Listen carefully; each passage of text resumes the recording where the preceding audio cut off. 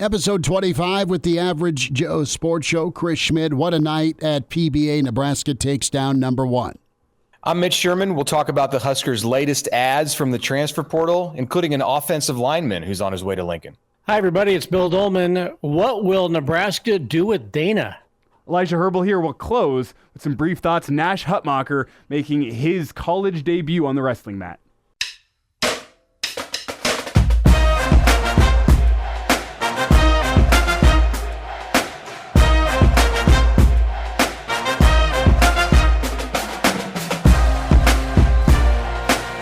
Welcome to it. It's episode 25, the Average Joe Sports Show. Mitch Sherman, Bill Doleman, Elijah Herbel, Chris Schmidt.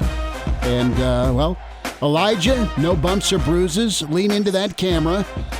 You were courtside last night, Nebraska, Purdue. Ton of stuff to get into, fellas, but first time in 41-plus years, number 1 goes down in Lincoln. Plenty of football, too. Wow. That was chilling in a great way for so many Nebraska fans. Beautiful. And as you said, Schmitty, I had to get myself involved in the court storming. I've always dreamed of being a part of a court storming. He said, you know what? I'll do it for media. I'll go take some pictures down there, get those posted up on Twitter. That's the loophole so I could do it. I was actually not sitting courtside. I was sitting up in the upper levels. And then when K-State hit that 3 with about 4 minutes left, they go to the under 4 media timeout, and I said, I'm going down there. I'm finding a spot in the lower bowl. And there was an older gentleman gracious enough to let me sit right next to him on the edge of the row. And then as soon as the final horn blows, I was for taking a mad dash to the court. And that was a fun time. Good to see. But, yeah, historic. Schmitty, 41 years. Historic for me getting a court storming. Never had that before, at least in a game I've attended. So a lot of fun all around. But, man, what a performance from the Husker basketball team. I got 2 questions for you about the court storming. One, what was it like out there? Did you get to the middle of the court? Were you like in the mosh pit area where it was like densely populated? I got pretty close. I was between you say between the circles. So I was between the 3-point line and the mid-court line. That's as far as I made it. And then I said, you know what? I'm going home. It's late. But it was interesting to see like the whole mix and mash of people because students, there were some college-age kids down there, but then there were older people. There were kids as young as probably 8 down in the mosh pit. It was just all sorts of people down in the mosh pit. It was really interesting to just see the whole different litany of people that decided to make it on the court last night. I mean, Trev Alberts and Matt Rule aren't that old, but I'm not talking about them. They're, middle-aged, I think is a better way to put it. But did you see those guys was my second question. No, I was on the opposite side. So I was on the side of the court that stormed right past Matt Painter and the Purdue bench, which I would like to add. Matt Painter made a point last night about the court storming. There was plenty of personnel keeping the fans away from the Purdue team as they made it through the handshake line and getting them back to the locker room. I didn't think there was any danger there, and I guess there's always a little bit of inherent danger in a court storm. But from what I saw, rushing right past the Purdue bench, there was plenty of personnel keeping the fans away from the Purdue personnel and team. So I thought that was a little bit overplayed by Matt Painter, but nobody likes getting the court stormed whenever you lose. So you didn't like head slap Zach Edey or anything like that? I couldn't reach him. Are you kidding? Yeah. That's just it. A little different flavor with storming the field and trying to take the goalposts down. Nebraska's storming last night was a gradual push towards the state logo, Bill. And, brother, you've covered bracket busters. You've been a part of the Big 8 and Big 12 play-by-play where you've been on the call for these moments where a program can have a magical season with a win like this. And Nebraska is turning a corner, it feels like, at least from a protecting the bank standpoint. They've been great this year at PBA. Well, first of all, that was one of the most well-behaved court stormings that I think I've ever seen because the students, unfortunately, are still on break. Had the full complement of students been in their seats behind the benches, might been a little bit more rambunctious. But I thought there were a lot of people that were out there that were, curious but well behaved, that enabled, Matt Rule to feel safe that he could take his daughter out there for a court storming. It was a spectacular scene, and 41 years worth of relief, maybe 4 years of relief also, all pent up for the crowd. And they've been treated to great basketball, the last couple of weeks at PBA. And Nebraska's 11-1 this season at home. The worst game of the season that they played is against Creighton at home. And I mentioned, I think, on the last show that we did that I thought their game against Indiana was one of the best overall basketball games I've seen played by a Nebraska team at Pinnacle Bank Arena. And then they go and, I don't want to say as expected, but it was going to be a tough road to win at Wisconsin, and that proved to be the case. But I'll be darned if they didn't double up on what they did against Indiana. I thought last night was a spectacular all-around team performance, not just by the 5 guys on the court and those who came off the bench, but by the crowd as well, minus the students. All in all, it was just a great night and a great showcase for Peacock and for Nebraska basketball, and good on them. And it did seem like, and I was trying to think back to some of the games that I've called. I've not called anything near like that, but there are those moments when a team gets a win, when you can just see that they've reached a plateau, that they can start building again. And I go way back to some of the games that I remember Baylor winning when after Scott Drew took over. I'm not saying Nebraska is going to win a national championship yet, but I can remember when they had some games where they played, some of the top teams tough, Kansas and Oklahoma State and Oklahoma, and then they'd knock off a Missouri and Quinn Snyder or something like that. And it just seemed like this is such a plateau game for them. Now they got to beat Iowa. They got to capitalize on this momentum. But to come back after the loss to Wisconsin and do what they did and play well, I think that bodes very well for them to continue to build in the right direction this season. This is all just a slow build. I think we talked about it last week for that January 20th game. It'll be the next time they're at home. The first time that the students are back in the seats after break. Most of them, I think school starts on the 22nd, so you should have everybody back by the 20th to come out and celebrate Danny Nee. So now Fred Hoiberg has done what Danny Nee could not do, what Danny Nee never did, and that's beat a number 1 ranked team, because you have to go back to 1982 and Mo Iba, correct? It certainly was Mo Iba in Missouri. Yes, Mo in 82 at Missouri. I shouldn't have even doubted myself there for a second, but I was making sure that I was doing the math and everything right.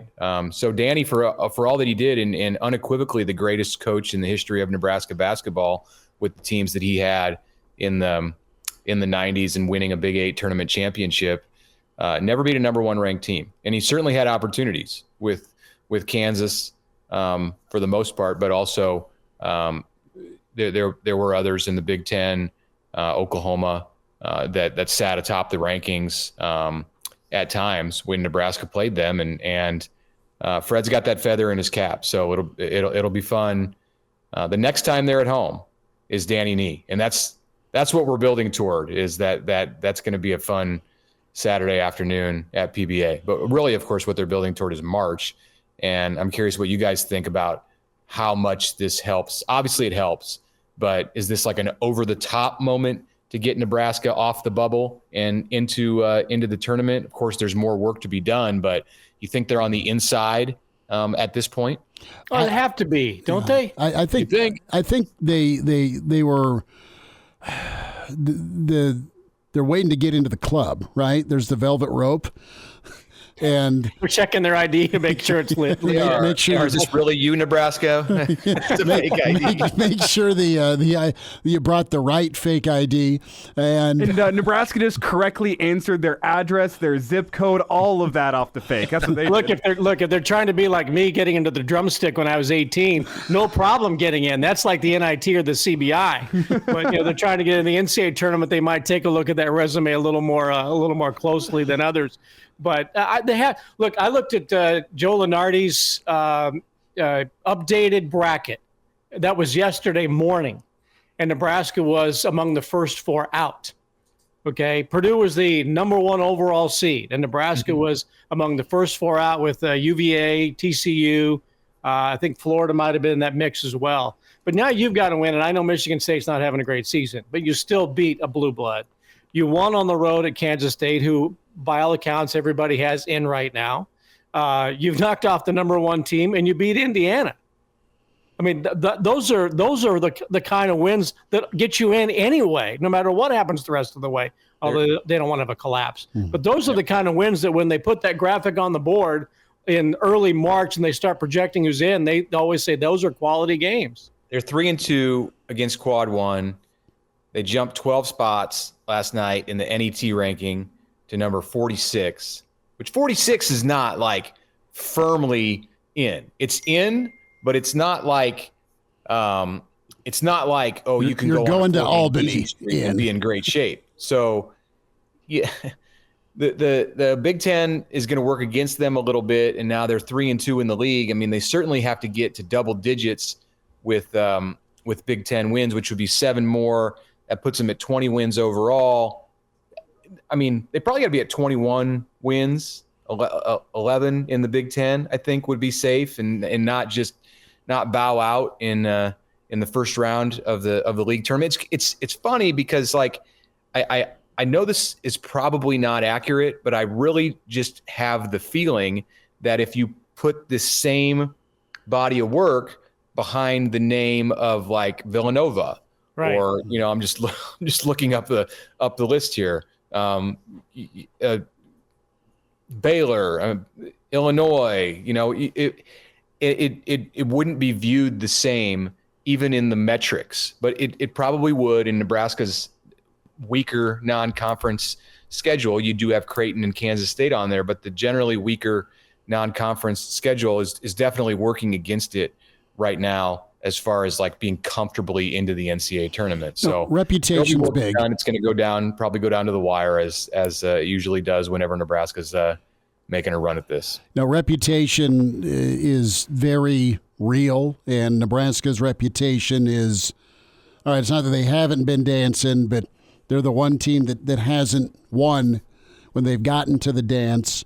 So, yeah, this resume looks great. It looks really impressive. The strength of schedule's very real where Nebraska comes in. So they need to not mess this up. They've given themselves an opportunity to keep pushing, which means you go handle business in Iowa City. You go win at Rutgers. I'm not expecting this team to win out. I'm not expecting this team to lose at home really that often either. I think I was kind of talking with Elijah about this and going through the schedule. You have Wisconsin coming to PBA, right? Get even with them.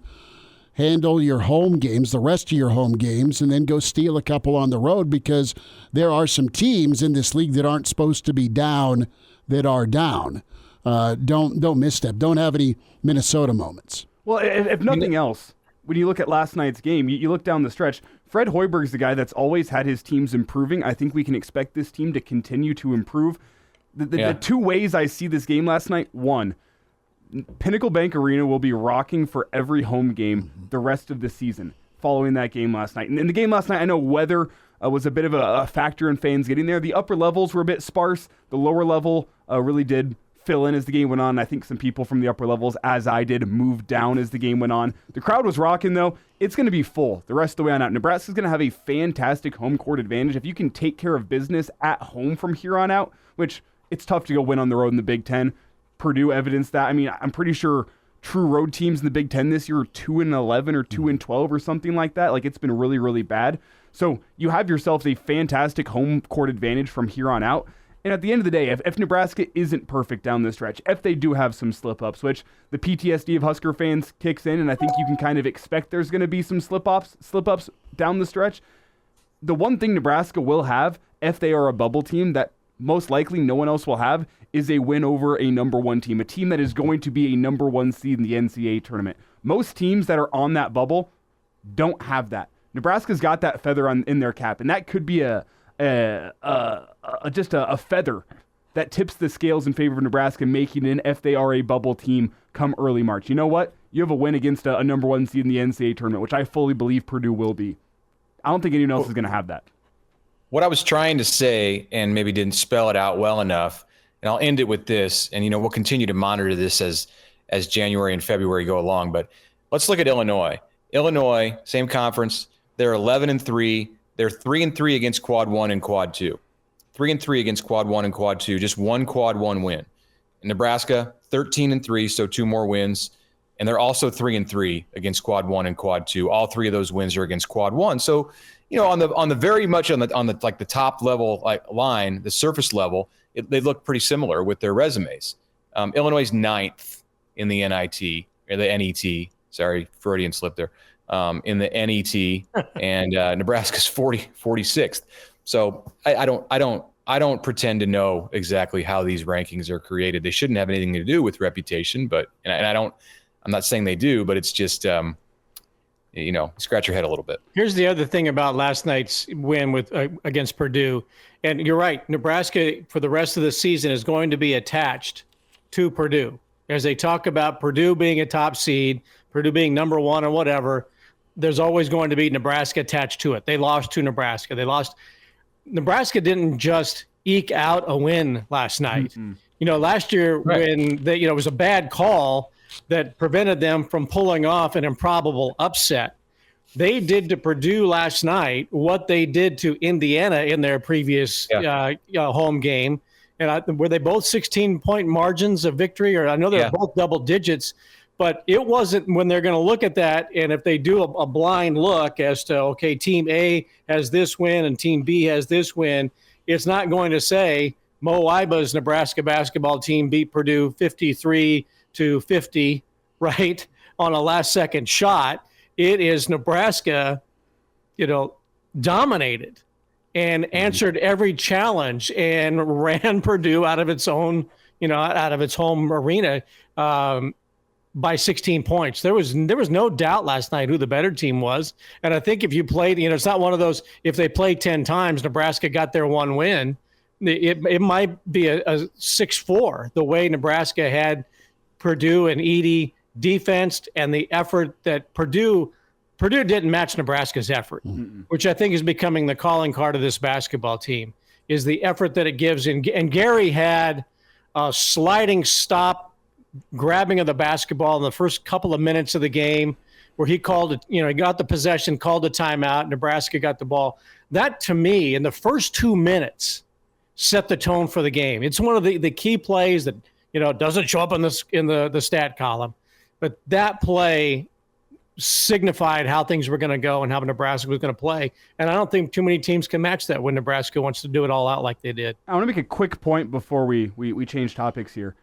Change topics? I don't know. This is at least an hour's worth of conversation. Bill, you mentioned leading this off probably 10 minutes ago. The fact that it was a game on Peacock last night. And for me personally yesterday, I was like, oh, damn. I didn't realize it was on Peacock until yesterday. And I went, oh, how am I going to watch this freaking game? Going to a bar like the rest of us. Lucked my way into some tickets. Thank you, our good friend Will Wilson from the Morning Hookup. His parents weren't going. Got some free tickets. Nothing better than getting free tickets whenever Nebraska takes down the number 1 team.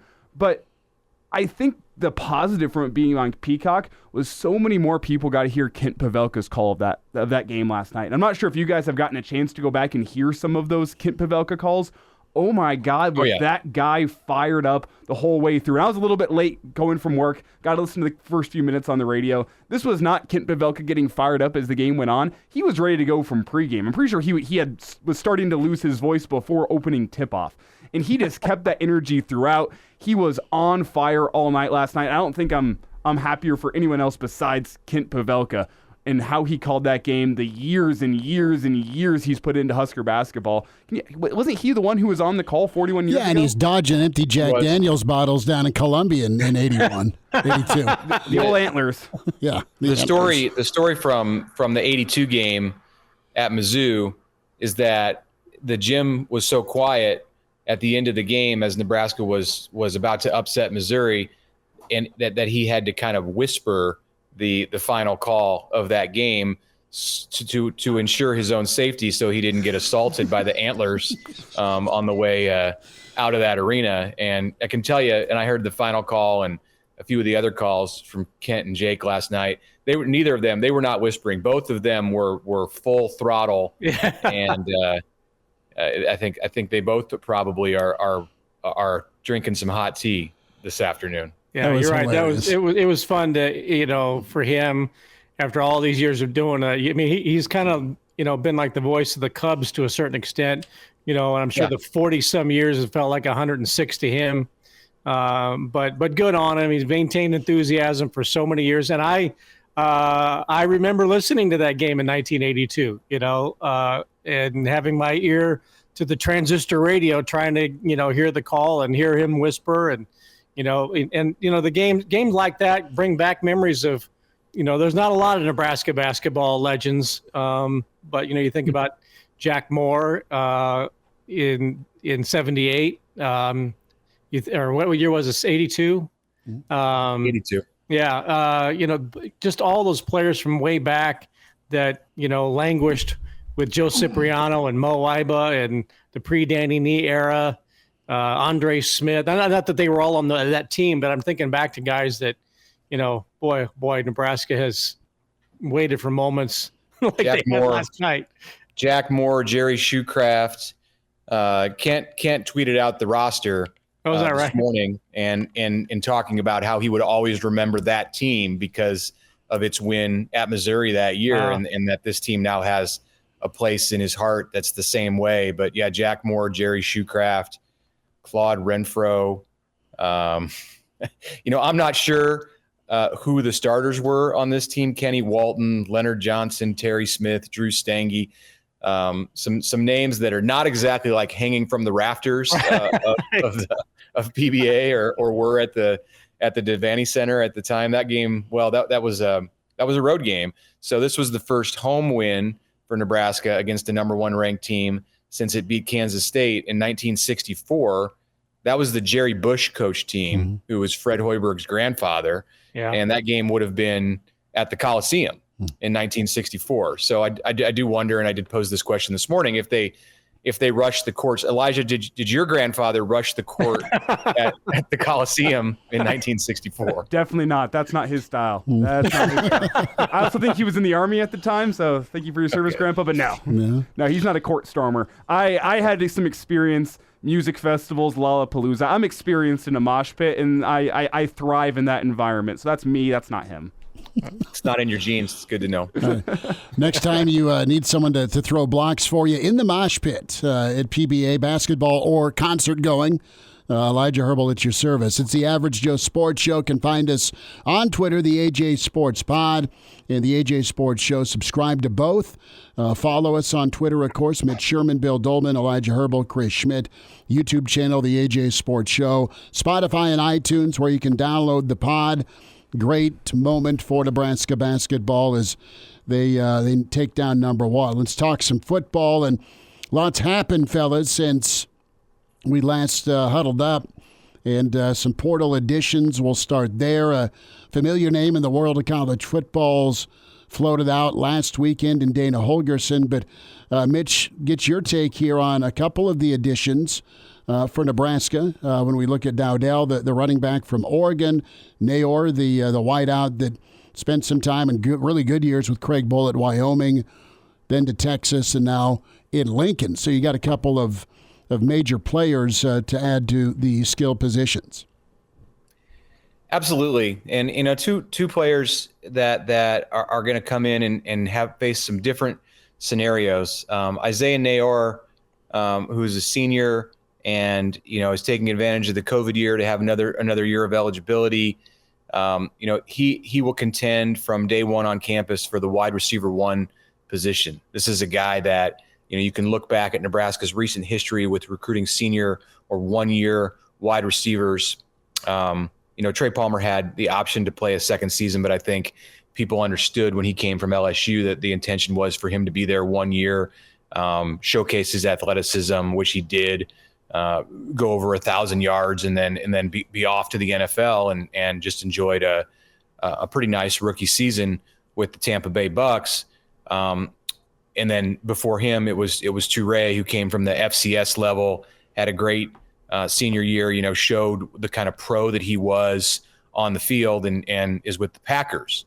So here comes Isaiah Nayor, who spent 2 seasons at Texas, tore an ACL in the fall of his first season, rehabbed, came back, and then found himself amid a great core of receivers with guys like Xavier Worthy, who obviously helped take Texas to the college football playoff and catching passes Quinn Ewers, and Nayor, he fell out of the mix, and it didn't pan out for him at Texas this year. And that's something that Nebraska looked into, and he has that background in the state of Texas, so there are connections that Nebraska has, and knowing people who have been around him and have coached him, and they of course wanted to know what happened with him at Texas this year. It was kind of a numbers game, and then he was somewhat just outside of the players that Texas was comfortable with in its rotation, and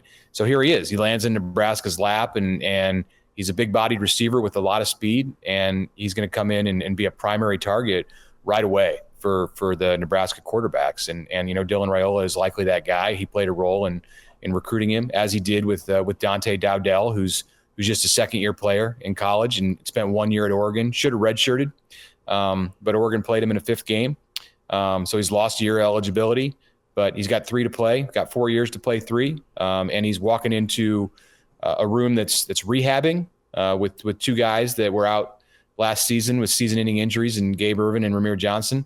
But if they're healthy in August, that's going to be an interesting competition to see what direction they go.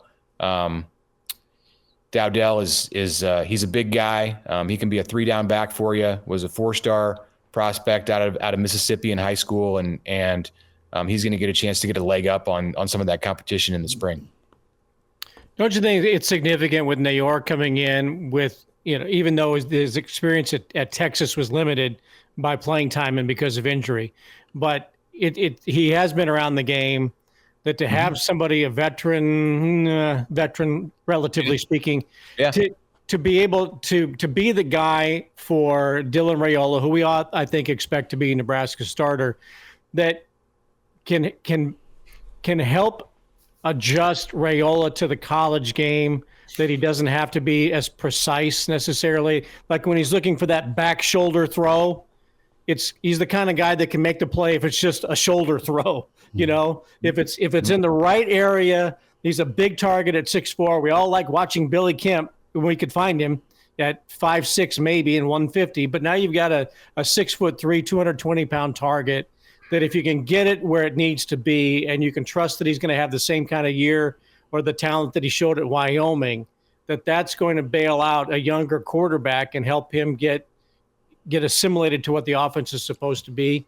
That to me seems like Nebraska has a safety blanket that is transferred in. And if Bing is the Wake Forest kid coming, or is that still a possibility? Jamal Banks he's still a possibility. Absolutely, they could end up getting both of those guys, and they're similar players, at least on paper, with their size. So if you just have Nayor, okay, but they're still hopeful that they could get both, and it's a huge benefit for Dylan Raiola, and it's a benefit, I think, for the receivers who are coming back at Nebraska too, for Malachi Coleman and for Jalen Lloyd and for Jaden Doss, who redshirted, and for Demetrius Bell, who's a young guy that Nebraska expects to break out after a redshirt season in his first year on campus. All of those guys not having to be the man, the top wide receiver on the field. They will benefit from the older players in the room, starting with Nayor, and we'll see on Banks. And Nebraska does still to have the possibility of Isaiah Garcia Castaneda getting healthy. He's an older player, and Alex Bullock is somebody who doesn't bring the same explosiveness as those other guys, but he's a veteran and understands how to play the position. So the receiver room is starting to get in a different. It's starting to grow up. It's starting to take on a different look, certainly than what we saw at the end of the 23 season. And Mitch, you mentioned the fact these guys, similar on paper, they play the game differently though, from what I've seen. Where Banks is that guy that's big body, going to use that body to box out defenders. He's going to go up and get jump balls. I've said it before on the Hail Varsity show. He turns 50-50 balls into 75-25 balls. He's a safety net for a freshman quarterback that, when everyone else is covered, this guy is going to give you a better chance at a jump ball than anyone else on the field. That's what I like about Banks. With Nayor, he has a little bit more explosiveness, which is interesting because he had that ACL injury. And I think sports fans were spoiled a little bit by Adrian Peterson. Was that almost 15 years ago now, where he came back from an ACL injury within 5 months and looked just like his old self? Yeah, he ran for 2,000 yards. Yeah, that's the exception to the rule in sports and injuries with the ACL, that a guy comes back that quickly. I think a lot of people see an ACL timetable as, well, 8 to 12 months is whenever a guy's going to come back.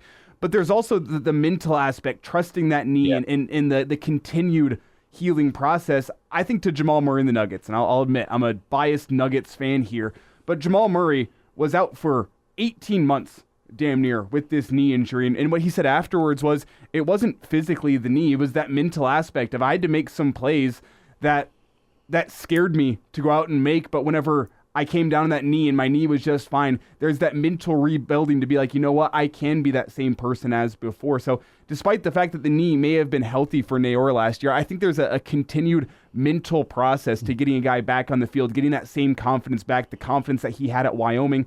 We'll see if he's able to have that, because he was 12 months removed from that injury last year, and you expect the knee from a biomechanical standpoint is fine. But where was he at last year from a mental point of view in terms of willing to go 100% and make those plays that scare you after a knee injury? That's the same thing that you saw with Thomas Fidone this last year. And of course he did it twice, but which makes it worse to come back from mentally. But the same thing. He had to fight through, all of the physical challenges and dusting off the cobwebs and everything and the rust, knocking the rust off, whatever the cliches are. But he also had a lot to get through with the psychological aspect of just being out there and taking hits and running routes through traffic. So we watched him kind of mature and grow in that way during the 23 season when he came off the two ACLs in back-to-back springs. And so now, yeah, I would agree with you. That's probably something that held Naor back. And then if you're in any way not unsure or not quite 100% or something is not working in your favor, and you're a guy and you're at Texas and you're in that mix of wide receivers, hey, the competition is so fierce on that team in that program right now with where Texas is at talent-wise, that it's easy to get lost in the shuffle, and he won't face that same obstacle, that same challenge here in the spring at Nebraska. All these guys. I want to also just real quick from personal experience. It's been 30 years since I tore my first ACL, and I'm still not ready to dunk yet. Just the mental, the psychological toll that it takes on you. I've not attempted a dunk since then. So some ACLs take longer than others. I mean, give it another 10 years and you might be there. Or we just lower the hoop. It's okay. We can lower the hoop. It's the average sports show. Quickly, I'd like to make the point here that we spend a lot of time talking about the transfers. We haven't once mentioned Micah Mazuka, and that was the news of Wednesday. Is that where we're going? We're going there in a minute, but I wanted to spend a minute on the maturity we're hitting on. And they're putting a lot of talent around to help a young quarterback. Guys, you've got a mature offensive line. You're adding Mazuka to that mix in the portal. You're getting older in the wide receiver room to mix in with some freshmen or redshirt freshmen. And you hope for the sake of the kids that have been injured that they come back in that running back room. But you go get young talent. Of course, you've got Emmett in that running back room. I mean, there are a lot of guys to help the lifting in this offense year two for Matt Rule. And if the keys go to a true freshman, that's a better recipe for success, don't you think? When you've got some experience on the line, you can lean on a run game, presumably, and there are guys you're comfortable with at wide receiver, because that's what this football season's going to be about in 2024 is, all right, what kind of step can the offense make? Will it take? And if you have some experience and some playmakers and a good line, you need to see that progress. Oh, and maybe a quarterback coach too. You don't really want to have any holes in the line with a freshman quarterback. You want to be about as buttoned up as you can be so that there's not a weak link. Because, as the old saying goes, you're only as strong as your weakest link. And, the offensive line is a great, illustration of that. If these opponents that Nebraska is going to face in the Big Ten next year, if they sense a weakness, if there is a weakness for Nebraska up front in pass protection, seemingly they're going to go to more of a passing offense. They're not going to protect the quarterback. They're going to protect him. They're going to try to protect him, but they're not going to be able to protect him in the same way that maybe they did Chubba in the last couple of games, and just not throwing it as much. That they're going to put him back there and ask him to throw the ball 30 plus times a game. I would think 30, 35 times a game. They're not going to aim to just eke out past the service academies when it comes to passing yardage and yards per attempt and passes attempted per game. So they're going to have to protect. And, Mazuka, what he adds is another layer of experience and safety on that interior spot. You think about what you have if you start to piece together the Nebraska offensive line next season, and you have Teddy Prohaska and Bryce Benhart. Not a ton of depth, but you've got two guys that you can rely on outside. You got Ben Scott in the middle, who you can rely on at center. And then at guard, on one side, there's Justin Evans-Jenkins, who got his feet wet as a starter last year. And then on the other guard spot, before this Mazuka transfer, it's like, okay, is it going to be Ethan Piper? Is it even possible that Ethan Piper can come back physically from the injury that he had? You talk about an ACL injury for these guys and getting over the mental hurdles. His was a lot worse than just an ACL. Is it going to be Turner Corcoran, who's had his struggles with both health and just being physically able to withstand the tests of the Big Ten? Is he the guy that you're going to rely on? Is it going to be Henry Lutovsky, who's shown physical growth, but has never been the consistent piece over week after week after week that Nebraska looked for at one of those guard spots? Now you add Mazuka to the mix, and I think you can feel a lot better about where Nebraska's at those guard spots, and that does mean a lot for Dylan Raiola to know that he's got that much better of a chance to stay clean in the pocket, pass attempt after pass attempt after pass attempt. What's the status with Knutson? And they raved about Gatula last spring and in the off season going into fall camp. They loved him. They've got some young guys already in the system. Yeah, Gatula, as a second year guy, I mean, they like him as a tackle, and he's a young tackle in the program, but he'll be a backup tackle. I think he'd be on the 2 deep next year. Knutson, haven't heard a ton about him, but we'll see. I don't think Jacob Hood is going to make it through just because of all of the issues, lower body that he's had. We'll probably find out more about that as the spring comes around, but just the way that he came from Georgia and just wasn't able to really even get through practices last year. He's certainly not somebody that you can count on. So they're thin outside at tackle. They like Sam Sledge, who redshirted last year as an interior offensive lineman. I thought if Nebraska was going to go into the portal this offseason at the offensive line spot, it would be for a tackle, and there may still be a tackle out there in this cycle, this part of the cycle, or after the spring that they get. But it doesn't hurt to take a guard and to put him into that mix, because they're not entirely settled, probably, other than Evans-Jenkins, on who those two guards are going to be. Well, I'm not convinced Evans-Jenkins is going to be a starting guard next year, because if you remember, they had to move him from the backup center spot to guard last year because of some injuries. I wouldn't be shocked if this is a move to allow him to move back to center and be your center in waiting after Ben Scott. Center is a very important spot on the offensive line, especially in college. It takes some seasoning. You're the captain of that offensive line, if you will, the man in the middle, calling out the protections, making sure everyone is in agreement pre-snap. That's an important role, and it's a mental role that I wouldn't be shocked if they move him back and have him working at center last year. He missed out in about 4 or 5 weeks at the end of last year with that center development because of the move to guard. I think he performed really well at guard, and I think if guard is... Do you move him from guard, though, back to center to be the guy in waiting? I think you do with this move. With this move to Mazuka, I think it allows you to do that, because Mazuka, optically... This is huge. A guy that was a starter at Baylor, an SEC starter for 11 games at Florida, one of the better pieces on their offensive line. He had a starting spot likely locked up next year at Florida. He enters his name into the portal. Now he's at Nebraska. Optically, that's a big deal, and I think it allows you to move Evans-Jenkins back to that center spot with the likely starting 5 of Prohaska left tackle, left guard being Mazuka, center being Scott, right guard being Lutovsky, and right tackle being Benhar. I think that's the starting five as I see it right now to allow Justin Evans-Jenkins to continue to develop at center, be the center in waiting. And you know what? If injuries happen on the offensive line, which they probably do, then you can move that guy back out to a guard spot should it be the case. He'd be the next man up at center, left guard, or right guard. That's the way I see it happening. I could be wrong, but I think they like what they have in him at center.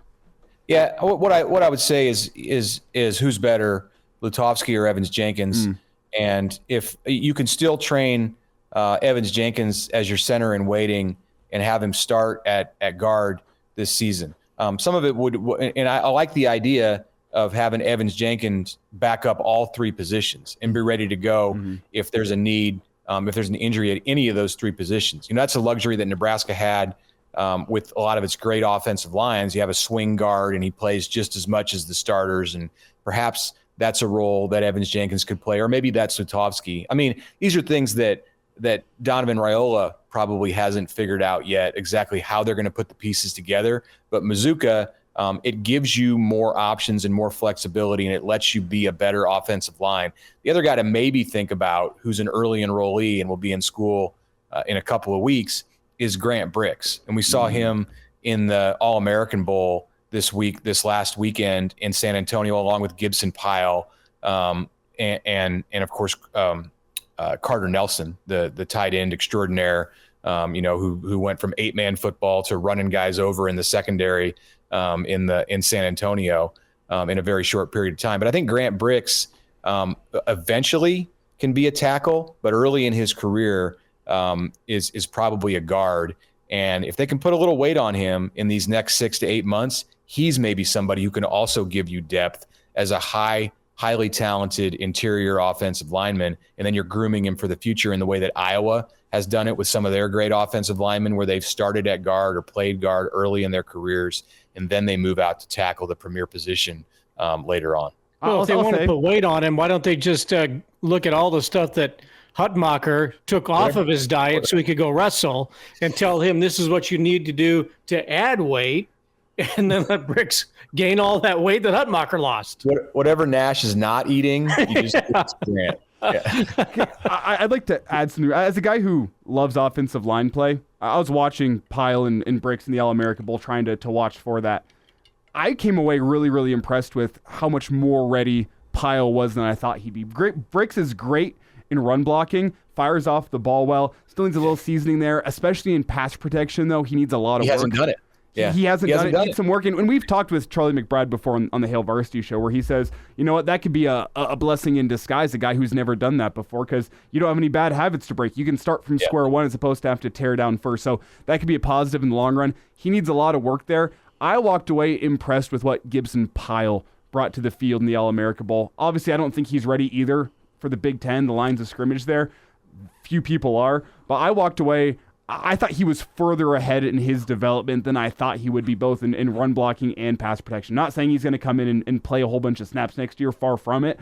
But I just thought that performance was impressive, and I thought those two were about even in their performances in the All-America Bowl, which is saying something for how highly touted Brix was and how less than touted Gibson Pyle was coming from Texas.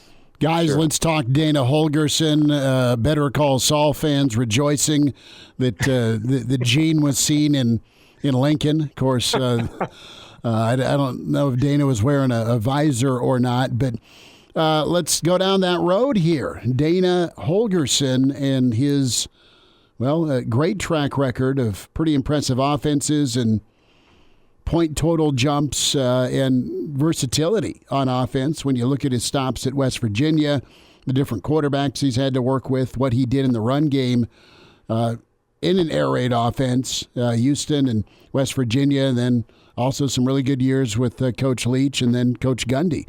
That kind of wowed Nebraska fans last weekend with a Dana spotting. Yeah, he was there to see Nash, I think. They just the legend. He heard about this polar bear cat, and he wanted to check him out. The word had made its way all the way down to Houston that this guy from South Dakota was going to be out wrestling, and Dana had to see it for himself. So he flew up and spent the day with Matt Rule and went to the Devaney Center and No, they're talking to him about something, and a name that we've mentioned also as this offseason has started, and now we're 6 or 7 weeks into it, is Glenn Thomas from the Pittsburgh Steelers. And he's got a history of coaching quarterbacks and has worked with Matt Rule, and the Steelers are in the playoffs. So we'll see when they get knocked out how this starts to shake out. And if Nebraska extends an offer to Dana Holgorsen, if Glenn Thomas is in the mix, and just exactly how they restructure the staff. I think the one thing that I can say with a good amount of certainty is that they're going to find somebody to coach the quarterbacks, and Marcus Satterfield is going to still coordinate the offense, but he's going to do it while coaching a different position, or just as a walk-around coordinator, I suppose would be a possibility too. So how they make room exactly for a new coach on the offensive side, that remains to be seen. If Dana ends up being a guy who could be your quarterback's coach, or even if they look at him in an analyst role, that remains to be seen. If Thomas is interested in coming to Nebraska and leaving the NFL, that remains to be seen. So we're going to get answers, I would say, to all of those things here in the next couple of weeks, unless the Steelers make some kind of improbable run toward the Super Bowl. God, I hope they've already made an improbable run to the playoffs. I don't want to watch that Steelers team any more than I have to. Oh God, pretty impressive they got in, but I'm with you. Let's figure the quarterback coach selfishly out for Nebraska. Well, selfishly, I don't want to watch Mason Rudolph play quarterback in the playoffs. It's all about you. I know. I hear you. But listen, good for Nebraska kind of figuring that out if that's the route they go. And a couple of names, familiar name in Glenn Thomas, but there's a Dana fascination just with not only his personality but his production and that. Hair. Well, yeah, the hair. And Uncle Charlie was like, yeah, one day it was long and then he cut it short, and Wow, that's I've never seen that. Well, Mitch, I love the fact he's that observant. I love the fact that Mitch at the wrestling meet posts a photo of all the Huskers sitting together in the section. Everyone recognizes Dana Holgorsen just based on the hair. It's like a backside profile. His face is obscured, but people see the hair and go, that's Dana Holgorsen's hair. It's iconic. All he needs to do is grow a stash and get a visor, put an apron on, and we can buy some cinnamons from him. When I got into the Devaney Center that day on Saturday, and I was there to see Nash, not to see Dana, but Dana was a sideshow. I was sitting halfway across the arena, and I was looking for the football contingent because I wanted to see how many of them were there. And it turned out they took up three sections, three different little sections in the B level. And Holgorsen, like his head and the hair, it just like it sticks out like a sore thumb. So the fact that Nebraska took him out into public, I think speaks to one, just like Matt Rule's level of comfort with just, the transparency, like, here's what I'm doing. Like, why does everything have to be so secretive? This is not like national security that we're dealing with. It's football coaching. So there's a little bit of that going on. And then I think also the Dana's personality, which is, I don't care. And if he's brought up for the Nebraska job or for a Nebraska job, and it doesn't pan out, oh, well, not a big deal. Yeah, people know that he went up to Lincoln and talked to Matt Rule and sat at the Devaney Center and watched wrestling for 2 hours. Big deal. Why? That's not going to affect him moving forward. So, I didn't intend. Elijah, you were the one who pointed it out to me that you said, hey, people are freaking out about the picture that you put out there, and I was like, that's not my picture. And then I went back and looked at it and said, sure enough, yeah, there it was. I posted 2 pictures, one of Nash on the mat, and then one that was just supposed to show the football presence in the arena. But as we said, there's Dana. You can see him in the middle. There's 40 people, and he's the only one that anybody noticed. Matt Rule was in that picture too. So, but I guess we all know that Matt Rule is already here. Look, I think it's keeping Nebraska in the headlines with a high-profile coach is a possibility who may be joining Matt Rule's staff, and he just continues to give Nebraska football attention. I think for Dana Holgorsen, after what after being at Houston, going to West Virginia, wasn't exactly smooth country roads in West Virginia. A little tumultuous. Then going back to Houston, a little more tumult, right? He had some good moments, but you're unceremoniously dumped. And I think for him at this stage of his career, before he gets back into a head coaching position, which he probably will, he's young enough. I think being a coordinator of some sorts or getting back into an assistant coaching position to understand what's going on, the landscape of college football, not have to worry about NIL as your lead headache, and just, getting back to coaching ball for a year or two might be a healthy thing for him. And I think when you look back at his career, I would look at what he did, as Schmidt mentioned, his days, especially with Gundy at Oklahoma State, because that's really where his signature started to come into focus as what he could do as a prominent assistant and then become a hot commodity as a head coach. So I would go back to those days. And I think at this stage of his career, before he makes the next move to the top position, this would be a great move for him and for Nebraska. It would just solidify and entrench those roots in Texas a little bit more. I mean, you're in Houston. The campus is just south of downtown. You can hit a driver 3-wood and hit 100 blue chip recruits from the campus of Houston. And you go out a little further, you got even more. So the recruiting opportunities with a Dana Holgorsen, who is pretty well liked in the coaching industry, would be another good move for Matt Rule and company. And if it's Thomas brings an NFL pedigree, that's just as good too. Well, the one problem with that point, Bill, is that there is reports from both Houston and West Virginia that Dana Holgorsen, his least favorite part of the job is recruiting.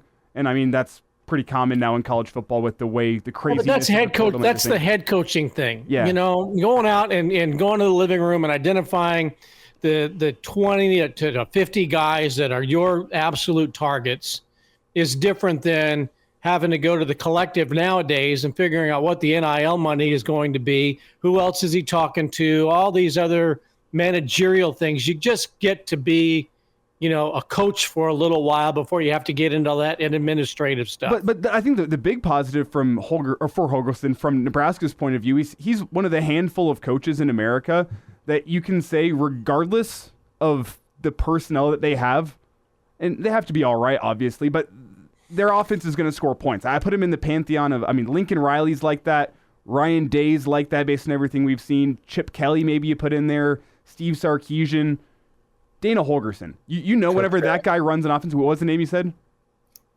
Kirk Ferentz.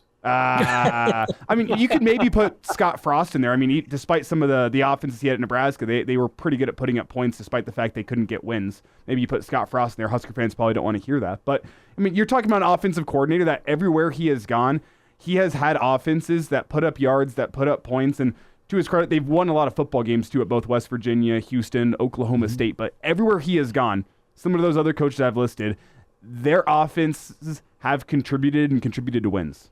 If he comes to Nebraska and he's in a role to recruit as a quarterbacks coach, it's a little more manageable than what he was asked to do as a head coach. But even coaching a different position other than quarterbacks, as the quarterbacks coach, you are responsible really for recruiting one position. And, you can target 2 or 3 players in a recruiting cycle and focus on those guys and developing relationships with those guys, visiting them, studying film on them, talking to them on the phone, texting them, whatever you got to do, making TikToks, and that's it. So if there's one spot on the field where it maybe isn't quite as just the insanity of recruiting that you get in college football now, it would be as a quarterbacks coach. So I think that would appeal to him. Winding down episode 25, the Average Joe Sports Show, the AJ Sports Pod, where you follow us on Twitter, the AJ Sports Show. Subscribe on YouTube, Spotify, and iTunes, where you can download the show. Mitch Sherman with The Athletic, Bill Doleman joining us, and, of course, Elijah Herbel, Chris Schmidt. Guys, champion was crowned. The old Big Ten takes the title. Harbaugh may or may not ride off into the sunset. He's going to listen to plenty of offers, some from Ann Arbor, to stick around, or maybe an NFL team near you. Washington, just not enough. And I still think poor Penix's in an ice bath with as much as he got knocked around. But style of play, it was ground and pound, some play action, but really the offensive and defensive line, very, very stout for Michigan. We thought that. They showed it on Monday night. Yeah, they won the line of scrimmage. Hands down from the beginning of the game until the end of the game. There were some moments in the middle that were a little shaky for Michigan, but it turns out a 3-touchdown victory. Can't argue with that in the national championship game against another undefeated team. So credit to them. They had running backs running down the field, get untouched for 30 yards in the first quarter, and that set the tone.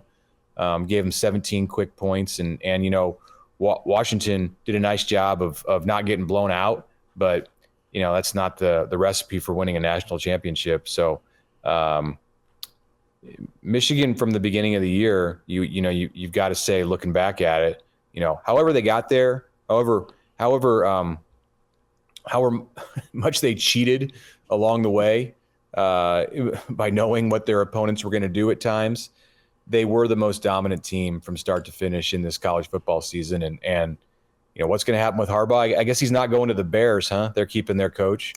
But maybe there's a team out west that's going to want him. I think he's going to jump if he has the opportunity. And it sounded to me, in listening to Ward Manuel, the Michigan athletic director, speak about it after the game, like he is prepared for the inevitable and is ready to turn the page quickly and identify what Michigan wants to do. And that may be the most compelling storyline as far as just the decision that Michigan has to make, and whether they want to go with Sharon Moore, the offensive coordinator, co-offensive coordinator, offensive line coach who led this team through that distraction. I will not say adversity, because it was brought on by Michigan itself, but the distraction that the players faced during his suspension. Moore kept that ship steady and certainly earned himself consideration for the job. Or do they go out as the national champion program right now and see what they can attract? Could they bring in a guy like Kalen DeBoer from Washington to come to Ann Arbor? That's going to be really interesting if Harbaugh leaves, just the direction that Ward Manuel and Michigan choose to go. Maybe Dabo. I want to ask you about DeBoer, but not to Michigan. If I'm the Seattle Seahawks, because Pete Carroll has decided to step down today and be an analyst, do you just go down the road if you're the Seahawks and knock on DeBoer's door and just save the moving expenses? To me, he feels like just a college coach, but he's had success everywhere he's been. And the difference between coaching at Sioux Falls versus the Washington Huskies in the NIL era and the portal era is really not that much different than the difference between jumping from college to the NFL. So he's a winner. I think if you're Seattle, you maybe kick the tires. Mm-hmm. That's really interesting. And I hadn't thought of it at all until you said it, but it's intriguing. One thing about him that I think anybody who's followed him in the Midwest, Schmidt and I have both done games with Kalen DeBoer on the sidelines. People have known that he has that demeanor. And, there's an Osborne-esque demeanor to him, that he not too high, not too low. And I think in today's NFL, as we find out a lot, they want somebody who is, going to have the right demeanor with the players in the locker room. And that's why I think that maybe he could play in the NFL. Matt Rule didn't work. Matt's Rule is a rah-rah guy. And not everybody wanted to jump on the old college try on Sunday afternoon. But a Kalen DeBoer might have the right tone in an NFL locker room. So that would, potentially make some sense. But, getting back to the championship game, I think we talked about it on Hail Varsity a little bit as well. I thought the moment was going to be too big for Washington, and I think the moment was too big for Washington. They did make a game of it. It was compelling, early in the second half, but right out of the gate, the way Michigan moved the ball getting those, two big runs and, going up by a couple of scores. And it just seemed to me that it was just an insurmountable night. And you're right. The Michigan defensive line against the Washington offensive line was a huge difference in the game. And it rattled Penix as great as he looked. Off. He was so off all game. Yeah. And that, the wide open play, what was that in the second quarter? He had a guy wide open and just, missed it badly. That would have been a touchdown. That right there told me everything I need to know about how this thing is going to go. So it was no surprise. I guess I was a little surprised that it was close in the fourth quarter. But then, you look at the final score, 34-13? It probably could have been a couple of more scores on top of that. Yeah, Michigan jacked around, and that could have been a 42-10 spot. Before we get out of here, I do want to take a quick victory lap. Take it back about 2 months after Penn State fell to Michigan. I said here on this podcast that I thought Michigan had a chance, should they go run the table, to be one of the better college football teams of the college football playoff era. And I guess we'll never know how they matched up against last year's Georgia team or 2019 LSU, or I think it was 2017 Clemson, the one that really beat, or 2018 Clemson, the one that really beat the brakes off of Alabama. Guess we'll never know. But I think it was clear following the national title game that Michigan head and shoulders was the best team in college football this year. People said, they didn't get a play against Georgia. Well, Georgia didn't win when it mattered. Michigan won when it mattered. They beat Ohio State when it mattered to get into the Big Ten title game. They beat Alabama in that fourth quarter. Alabama made all the adjustments in the third quarter. I skipped over them for a reason, Bill. Alabama made all the adjustments in the third quarter, took the momentum. Michigan battled back, won that game in the fourth when it mattered. They go and physically beat the hell out of that Washington team for 4 quarters. Michigan, head and shoulders above the rest of college football this year. I'm not comfortable saying that they were the best team of the college football playoff era. We'll never know that, but they were comfortably the best team in college football this year. I should take my victory lap for that take for 2 months ago because I caught a little bit of hell for it. A lot of hell. I think you said best of all time. Yeah. Can we finish? I think they're in the top 10 among the discussion board of best college football teams of all time. Am I going too far there?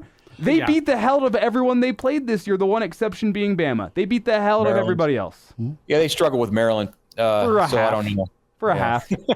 Hey, can we finish with a shout out to Nash for what he did and what he's going to attempt to do when Nebraska faces Iowa in a wrestling duel on Friday night. Now, I don't know if Mark Manning is he going to have to start releasing his lineup ahead of time so the fans can know they got to do this because people want to go. He's a draw in the attendance. So it would appear that Nash is the top heavyweight on the roster for Nebraska, but he wrestled in just one of the 2 duels last Saturday, so you can't be 100% certain about that. But expecting that he's going to be out there against Iowa, which is just a powerhouse wrestling program. So shout out to Nash for taking 3 years off that sport and going out there and pinning his guy in 2 minutes, looking like he hadn't taken any time off. And the statistic for him coming out of high school was 166 consecutive victories on the mat and 74 straight by pin. So he extended both of those in his collegiate wrestling debut. It was fun to watch. I know all of the football staff and football team that was there at Devaney enjoyed it, and I was entertained myself. And it was fun watching the video when he came into the arena and people were excited and somebody had the ISO of the football program and they're all cheering when he just walked into the building or jogged into the building. Mm-hmm. And then when he got the takedown, it was like, oh my gosh, I can't believe he got the takedown. And they were all excited about that. And then 30 seconds later, he's got a pin, and it was just disbelief. So the 3 reactions were fantastic. And it's a great moment. As somebody who covered Nebraska wrestling and was part of the sports information staff many years ago, it's a program near and dear to my heart. Mm-hmm. It's one of the great moments, I think, in Nebraska wrestling history. And Mark Manning is one who appreciates that kind of stuff, understands the marketing interest that brings.